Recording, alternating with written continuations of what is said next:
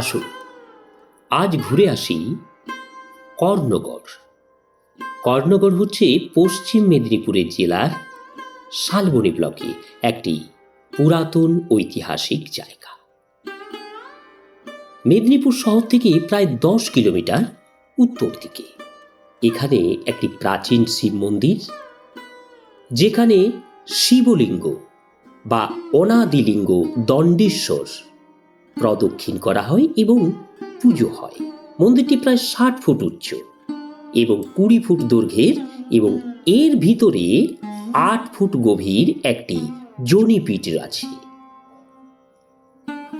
দণ্ডেশ্বর মন্দিরের ঠিক বামে অবস্থিত মা মহামায়া দেবীর প্রতিমা মসলিন শাড়িতে সজ্জিত। এর পেছনে রয়েছে শিবকুণ্ড অর্থাৎ পবিত্র জলাশয়, যেখানে তীর্থযাত্রীরা পূজা করে। মন্দিরগুলি ওড়িশা কালিঙ্গ স্থাপত্য শৈলীতে তৈরি। কর্ণকেশরী 10ম শতকে এসব নির্মাণ করেছিলেন। চুয়ার বিদ্রোহ হয়েছিল 1760 থেকে 1800 সালের মধ্যে।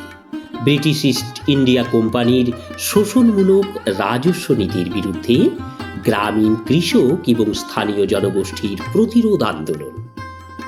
তখন রানী শিরোমণি কর্ণগড়ের দুর্গ থেকে এই বিদ্রোহকে নেতৃত্ব দিয়েছিলেন।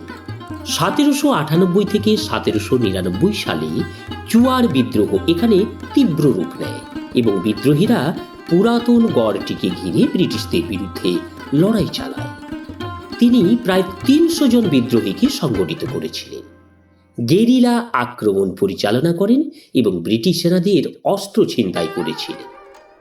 এই কর্ণগড়ের কাহিনী ভাবিষ্য ব্রহ্মখণ্ডেও উল্লিখিত রয়েছে এবং পুরাতন সূত্রে জানা যায় কবি রামেশ্বর ভট্টাচার্য এই মহামায়া মন্দিরে বসেই একটি বিখ্যাত কাব্য শিবায়ন এর অনুশীলন করেছিলেন।